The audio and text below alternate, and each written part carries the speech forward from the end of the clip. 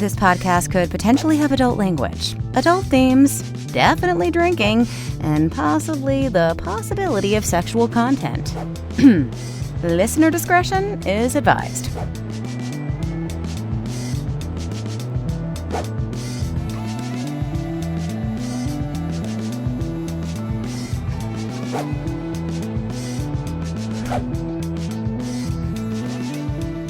Welcome to Drinking with Authors, the Literary Briefs edition. I am your host, Erica Lance. My co-host today is Mark Muncy from Erie Travels. Hello, Mark. Hello, how are you, Erica? I am drinking, so I'm doing great. Yeah, doing good. I see that. Yeah, no, I am. I'm doing fantastic. I also realized this jacket I'm wearing kind of looks like a bathrobe, but I promise you it's a jacket. I was going to say, I thought it just looked like you were very comfy. I am very comfy. I'm not going to lie, I'm wearing pajama pants, but it's been a little bit chilly here. And so up in the mountains. And so I had a shirt on, but I'm like, oh, it's chilly. I'm going to put a jacket. And it's sitting here. I'm like, this looks like a bathrobe. Whatever. Moving on. We had a cold front down here in Florida. It dropped into the 70s. So, yeah, it was nice. Oh, shut up. Anyway. Okay. And our guest today is the amazing Travis Horseman. Woo! Woo! Welcome, Travis. Thank you. Welcome. Thank you. Oh, welcome to you. Oh, well, thank you for having me. Let's talk about what we've been drinking. So in Drinking with Authors swag, I have very little left of my moonshine, cherries, and lemonade. I'm probably going to get to the point of actually eating these cherries here, which it's all going to go off the rails at that point. But yes, Tennessee, smoky Tennessee smoke. Anyway, cherries. Anyway, I don't remember the name of them right now. Moving on, Mark. Again, I'm recovering from surgery, so all I'm having is Publix spring water, which, if you're not down here in Florida, you don't even know what Publix is, which I feel sad for you. Excuse me, I went to Publix today. Okay. Is there Publix up there? Here's a Publix. Yeah, right up in Waynesville. Shut up. It's not just in Florida. It's gonna now take over. It's gonna be the war between the Kroger and the Publix at some point. Well, I hope Publix wins. I appreciate it. Kroger fans do not go nuts on me. Okay, Travis, what are you drinking? I am drinking White Russian, 5 parts Absolute, 3 parts cream, 2 parts Kahlua in a old-fashioned B glass.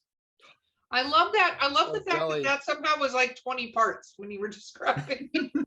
Something like that, parts, but it's all good. Yeah. Okay. Low, but doing fine. Oh, I love that. Okay, rapid fire question. Are you ready? I am ready. What is your favorite book of all time? Favorite book of all time is Watership Down. That is a heavy book. Yes. I like that you smiled right when you said that. Yes. Why is that your favorite book? It was just a seminal part of my childhood, honestly, and it's a great example of how a book can be intense and gritty and also still a great children's book, I think. There was definitely many layers to that. Yeah. Yes. I love that. I remember watching the movie for the first time, and because I feel like children's movies were a little different when I was younger. A little bit. What back then?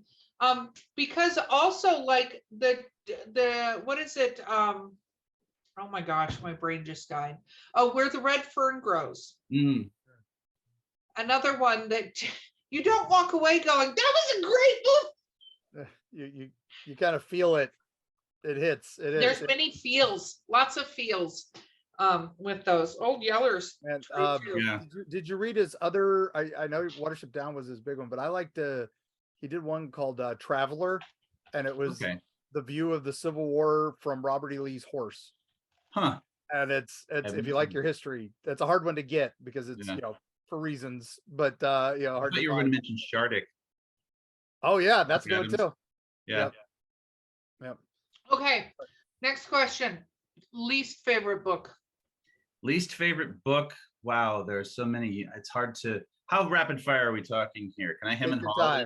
You can hem and haw. It's your podcast. Yeah. I'm gonna find the cherry at the bottom of this. I actually have a great least favorite book. Okay. I hope that the author doesn't see this and sue me, but it's a book. It was actually a historical fiction novel called Fire in the East by a man named Harry, I kid you not, Harry Sidebottom. Oh. It's a historical Sidebottom? Harry Sidebottom. Okay. Yeah.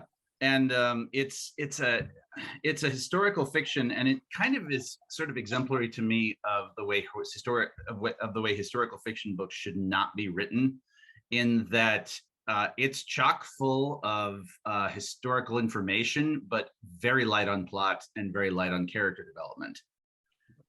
So it was like, I mean, yeah, there's a lot of information in this, but the characters are cardboard cutouts. So why would I read this? I actually didn't even finish it. Wow, he is a British author. Yeah. Oh, that's unfortunate. That was cruel, but I hope he doesn't listen to this and sue. It doesn't. Here's the thing. This is the somebody said this. Yes, yeah, the other day on the podcast. Now I don't remember what day it was. I didn't even know it was Wednesday today until about mid-afternoon. It's been that crazy with construction here. But this is what you think. This isn't like somehow what you say, then we're dive bombing the books. It's just your thoughts on things. I mean, I will say I have an incredible respect for the amount of research he put into this, but at the same time, like I said, it's the example of how I don't think you should, it's a great example of how historical fiction should not be written, which is to lean too heavily on the research. You know, you have to actually craft a storyline and compelling characters who are compelled by something other than what history has already dictated about them. Yeah, otherwise you're just making a history book, and it's right. That's more my field. So. And that reads like stereo instructions, not your book, Mark, but a lot of books. Mine's folklore, so I'm good. Yeah, I do folklore, so it's a little different. So. Well, I mean, but you tell the story of the folklore. I know what he's talking about though, because I've read several books that are like that. It's very accurate. It's just they end up writing something that reads like a stereo instruction manual. Yeah. Handbook for the recently deceased, but not nearly as cool. Okay, so what is your favorite snack while you're writing? My favorite snack, I mean, I would say you do eat, right? I do eat, yes. Probably sour gummy bears. I'm the worst. No, that's okay. No judgment here. This is a no judgment. Yeah. This is a no judgment zone as I'm eating. Look, I got the other third cherry. Do you see them? Yeah, you got it. You got it. Let me just say these have been soaked in moonshine, so probably let loose. Yeah. Okay, what about your favorite book to TV show or movie? Like you thought they did a really good job. Favorite book to TV show or movie? Gosh. Well, we did just, I mean, I did what I would say definitely the first season of The Sandman. I think that was something that came up at one point, but you know, I talked about that was as an example of how of a good adaptation of a book, to my mind, that isn't enslaved to the source material. I also thought, if you're familiar with the HBO series Watchmen, oh yeah, that's actually a great example of the movie versus that series is a great example of adaptations as well. Speaking of like teachable moments, I hated the movie, even though the movie was painfully loyal to the graphic novel. I felt like it was a paint by numbers of the graphic novel, if that makes sense. It had all of the beats, but none of the spirit. Whereas I think that the HBO series captured the spirit of the graphic novel perfectly, even though it wasn't about the graphic novel. Does that make sense? It does. It encompassed the world very well. Yes. I loved the series. I did not so much love the movie, even though the movie was technically, and I mean this in a very literal sense, technically more faithful. That's really interesting. You know, until the last 30 minutes. What did you just say, Mark? It's until the last 30 minutes when they went off the rails. So yeah. Be nice. Well, I mean, the fact that it was so faithful, and then suddenly we're just going to change the ending. It's fine. Nobody cares. Well, you know, they tested it with an audience. It didn't go well, so Like you do. well, you know, they tested it with an audience. It didn't go well, so That's how that goes, right? Isn't that how It that's is supposed what to it work? is. Yeah, all I know is Alan Moore hates anything that is done of any of his stuff. So you could do the perfect movie of one of his books and he would still hate it because that's just he doesn't like interpretations of his stuff. So that said, Travis, who would you want to direct your stuff? Who would I want to direct my stuff? I'm not as intimately familiar with directors and director styles necessarily, but I would be, again, it would be someone who I think was more, who wanted rather, I'm not a purist about that sort of thing. I want the spirit to be met. I would want the spirit of the work to be met rather than like a blow by blow of the actual thing. That's the thing. If I felt like the director had my vision in mind when they were doing it, no matter how they did it, that's what I care about, Mhm. So on a scale of like for your horror comic Sugar Creek, from the scale of Sam Raimi, at the top there, Evil Dead style, down to Grindhouse style, what would you, somewhere in the middle there, or what do you think? Trying to think honestly. There's a fairly heavy suspense element in a fairly heavily psychological horror element in Sugar Creek. So I'm trying to think of who does that well. Like the guy who does Hereditary or James Yeah. Wan does the Conjuring movies, that kind of thing. Oh yeah. Well, no, not that. Ugh. Not that. Okay. I feel like the Conjuring and things like that rely too much on jump scares. I don't find those scary. I just find them like they take years off my life, but I don't find them scary. I find them annoying. Yeah. So then a bit more Hereditary, and whose name is Yeah. but that's good. Okay. All right. Or, so then the movie I was thinking of, have you ever seen the movie They Come at Night? oh my gosh. Yeah, that's been a while. So that was a was wonderfully suspenseful and scary movie to me, even though it doesn't seem like a horror movie in the traditional sense, but it does suspense so very well. It does have a good vibe to that one. Yeah. So, yeah, They always that definitely was a fun one. You know what one has a really good, I think a lot of people forget about this one, What Lies Beneath. Ooh. Yeah. That was Harrison Ford and Michelle Pfeiffer. Yeah, that one, just to me, like that's one of that it does the storyline, does the characters, has the thing where it's not scary the whole time. It's just how they set up things based on the interpretation of the person, which I think is very unique in some films. Is what is the point of view we're actually viewing this scene from? Right. I think sometimes that's forgotten.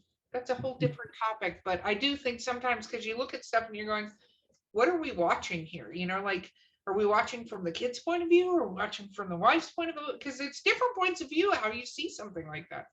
Anyway, I'm going to digress. Getting back, what mythical creature would you be if you could be any mythical creature, history buff?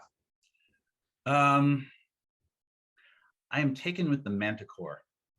Oh, we haven't had that one before. Why with the Manticore? Well, first of all, you're going to have to probably explain to some of the listeners what the hell a Manticore is. A manticore, I think, comes from Arabian mythology, but although it showed up in medieval European mythology, a manticore is a creature with the body of a lion and the face of a person and a face of a human and the tail of a scorpion. But it also has multiple rows of teeth like a shark. And a bite from the manticore is poisonous and always fatal. Well, that's one way to go about it. I guess that would solve all your problems. Just like, and I'm done with you, chomp. Okay, back to comic books. Who is your favorite superhero? Superman. That may sound really like Luddite, perhaps, but I have always, I just like, the real spirit behind Superman is, he's always been what I think a superhero should be. And setting aside some of the more recent unfortunate adaptations of him, I really think so. This is just, it's very interesting, the DC universe and the redo. Yeah. I'm kind of redo. So who's your favorite supervillain then? Favorite supervillain? Wow. Gosh, sorry. That's okay. You've been drinking right along with me. And I don't Yeah, have yeah, I any was saying other that whole questions. kicking in, so it's all good. I mean, I think it would be, gosh, I'm trying to think of who it would be. It would be someone who, gets what he wants through guile and cunning and not through brute strength.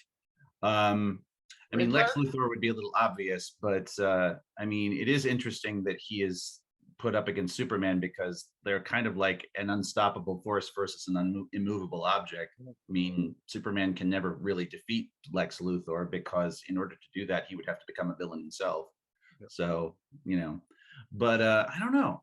I'm trying to think like, yeah. From one of, I mean, even though it's obvious, maybe let's just say Lex Luthor for right now. It works. Okay. Yeah. Okay. We'll go with that. What is your favorite weird food combination?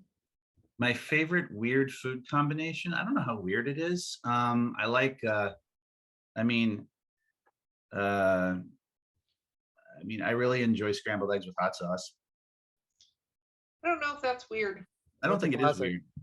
In the South, that's required eating. So I was going to say that's normal. If you don't answer yes, well, maybe hot sauce. since you're above the Mason-Dixon line, that you don't, it may be weird up there, but down here. Yeah, well, no, I mean, that's the only way I eat them, honestly. But I don't know, weird food combinations. I don't typically like mixing things that don't make sense together. Yeah, I don't know. I guess I'm pretty basic in that regard. Works. All right. So when you're writing, do you like to listen to music? I do. What's your playlist? I mean, it's kind of all over the place. I mean, I like contemplative music, sort of introspective type of stuff. I don't necessarily go for party jams because I don't know. I just like things that sort of kind of both inspire and sort of also sit there in the background and kind of quietly influence what I'm doing, I'd say. Okay. What about what is your desert island book? My desert island book. You get one book, you're on an island. Which one are you reading over and over again? It might be World War Z, honestly. Not a problem. That is another movie book conversation we can have. Yeah, speaking of adaptations that did not meet the standard of the book, but go ahead. No, I was just gonna say the audiobook is amazing because it's nice having your dad Mel Brooks be able to get every person in Hollywood to record your audiobook. So like you do. No, I've worn out multiple copies of that book. I love that book. Yeah, agreed. That's a proper example of how much doing research but still having amazing characters. Oh my God. Yeah. What did they call him? The Studs Terkel of zombie journalism. That's something perfect. That's amazing. That's fantastic. Yeah. We love Max Brooks here. He's a good friend. Yeah. So, all right. So speaking of audiobooks, who narrates your audiobook? Do you do a full cast recording, or do you have one in particular? And is it Clancy Brown? Clancy Brown would be a great get. I won't deny that. I mean, I have that man is mad talented. I mean, he does. Going back to Lex Luthor, I love his version of him. I mean, I love that the Justice League animated. Yes. Yeah. Definitely. I mean, and one of my favorite episodes actually of that was the one where Lex Luthor and the Flash switched bodies. And yes. Clancy Brown had to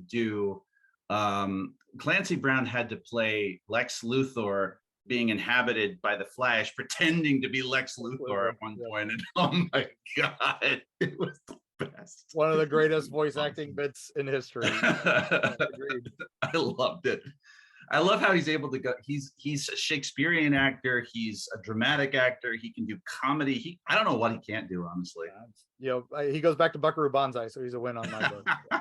That's for me. So, did you just try to figure out a way to bring up Buckaroo Banzai? I had to. I always do. You know that. He does. He somehow figures out how to bring up Buckaroo Banzai. He brought up Clancy Brown, not me. So we're good. So you know what? Don't even try to blame him for this crap.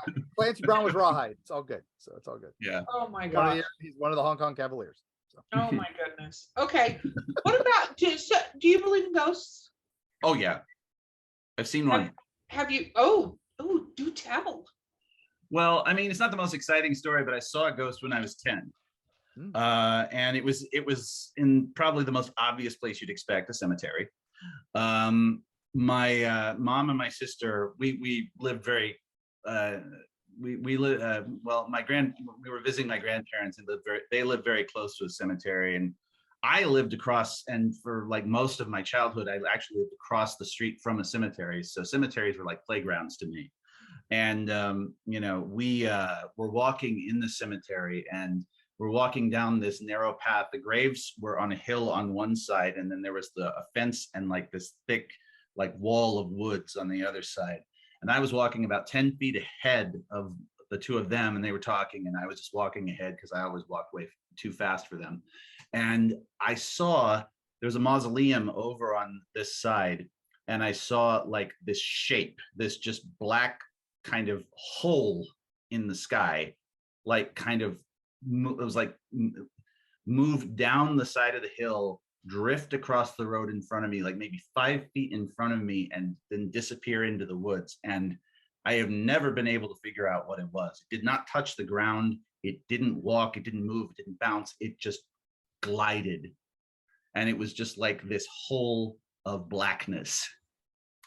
And, you know, ever since, I mean, I still remember it like very clearly. And my brain struggles to translate what it was because it didn't make any sense. It was just this sort of vaguely, like almost like a human-shaped void, you know?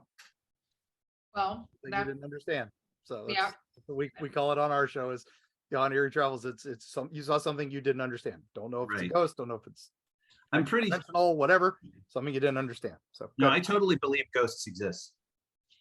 oh, I do too. Firm believer. So does Mark. Mark had one of the last encounters with the ghost. Mark had it opened the door to tell him to leave. Yeah. We caught that on YouTube. I was with 3 vloggers in a very haunted house, and right before Halloween, and I was just showing off this awesome old historical haunted house, and we locked ourselves in the attic to have alone time with the spooky ghost up there, and the door like just flies open behind me after we'd locked it.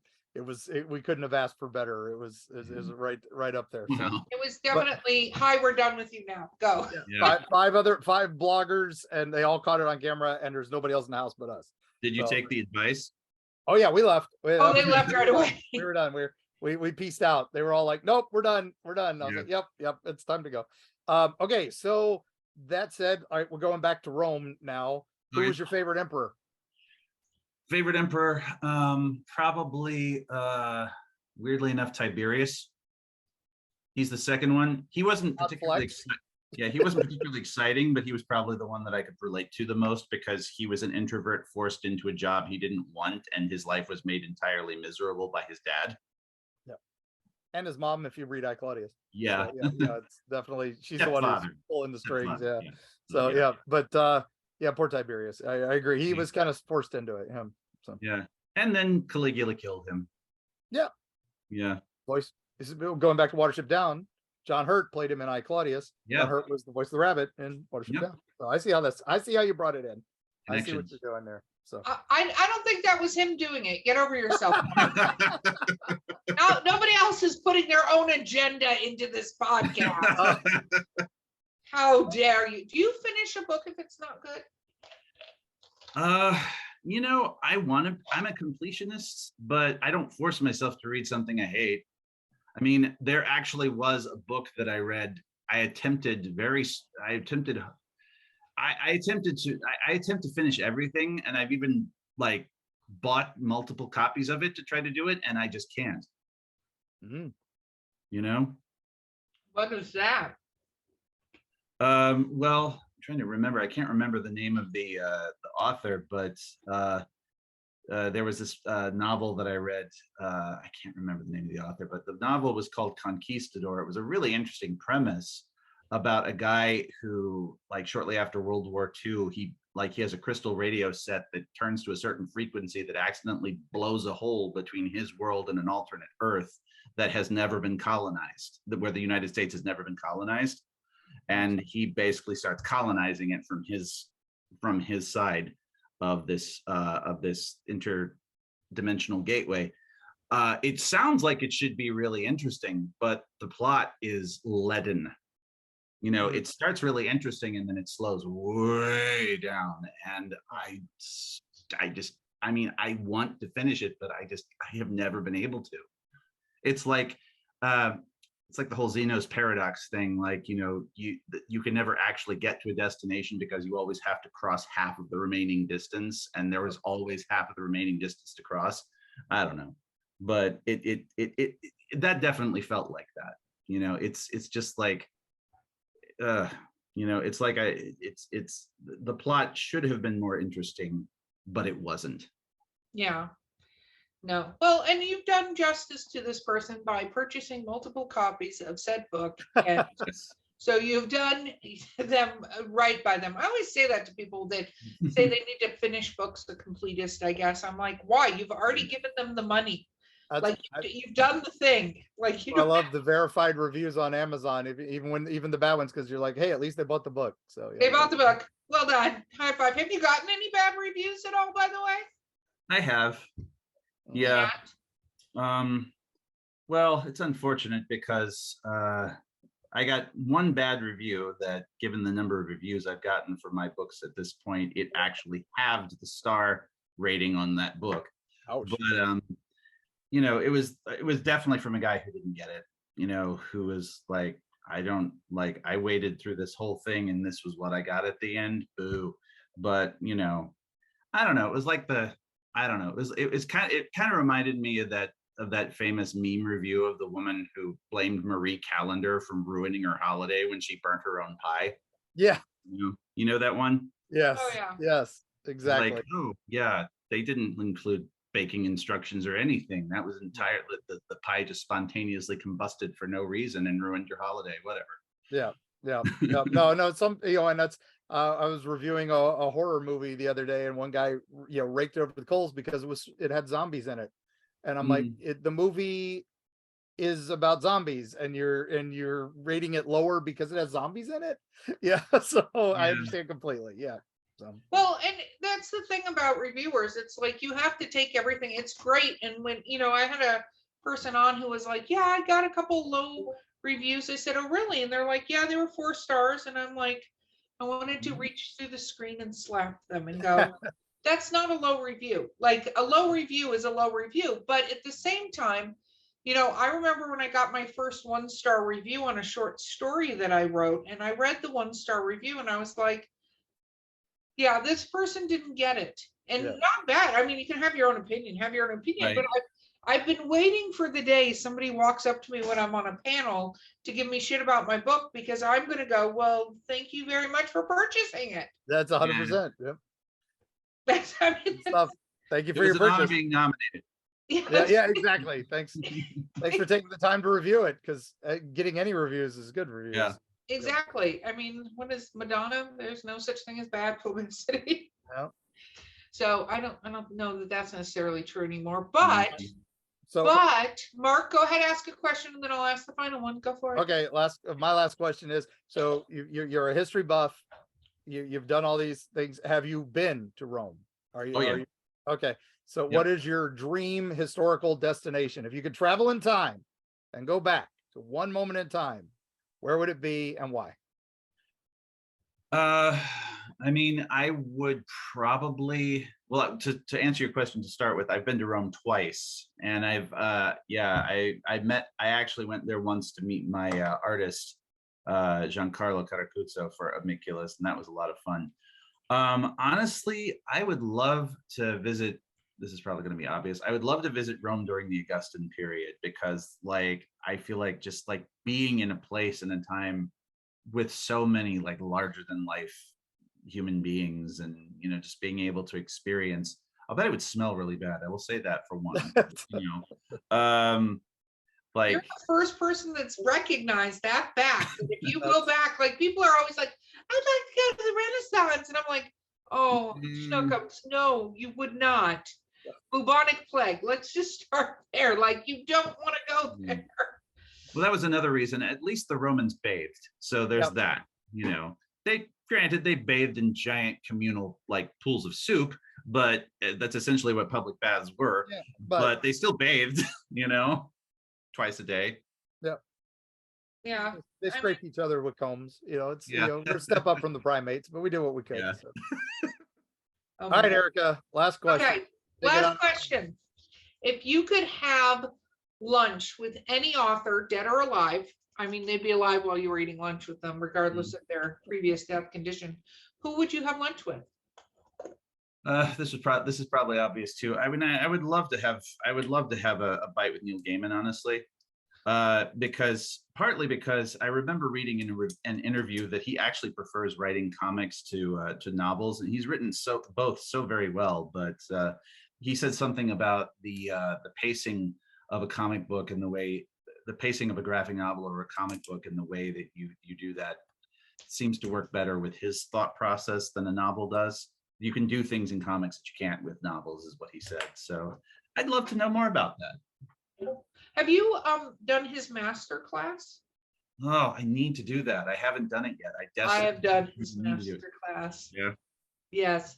I will say it's really interesting. Master class used to be this thing that was horribly expensive, but now you can do a monthly subscription to it. He's one of the ones that I did at the time, you know? I need to do that. Very nice. Yeah, no, I definitely would. Okay, shameless self-promotion time. Oh, yes. Yeah, that's you, not me. I could talk Yeah, about myself all we day. can self-promote ourselves all the time, so it's all good. But Yeah, we're really good at it. Right. So, like I said, I have multiple titles. Amiculus: A Secret History is my action adventure series in the vein of V for Vendetta or Assassin's Creed, set during the fall of Rome, premised on the idea that Rome in this did not fall, but was pushed by a mysterious figure tearing it all apart from the shadows.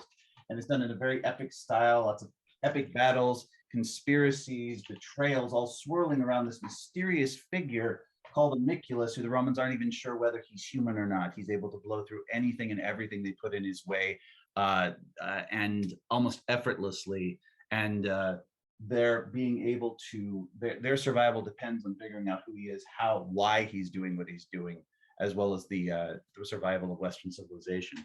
I also have two one-shot horror comics, Sugar Creek and In Noctem. I didn't get a chance to tell you about In Noctem. In Noctem is also set in ancient Rome. It's a vampire story, more in the vein of, it's been compared to 330 Days of Night by my own readers. Sugar Creek is more along the lines of Stranger Things or It. And I will also be coming out with a new series, a mythology fantasy series called Pythia, The Last Oracle, first issue of that dropping in May. You'll be able to find more about these on my website, amiculusrome.com. That's AMICULUS Rome, ROME.com. I sell on Amazon, and I routinely go to different conventions and comic shows. So you'll be able to find all about that at my website as well. Very cool. It was so much fun having you on here. Thank you. I'm so glad to do it. It was a lot of Yes. fun. Yeah, sorry that Mark brought up Buckaroo Banzai. I can't stop him. you know, it's a Tourette syndrome thing. I can't help it. Guys, this has been Drinking with Authors, the literary briefs edition. I've been your host, Erica Lance. My co-host has been the amazing Mark Muncy from Erie Travels. Our guest has been Travis Horseman. Don't forget to like, subscribe, review, comment, all of the above. And we will see you guys next time. And review the books. Yes, Review review his the books.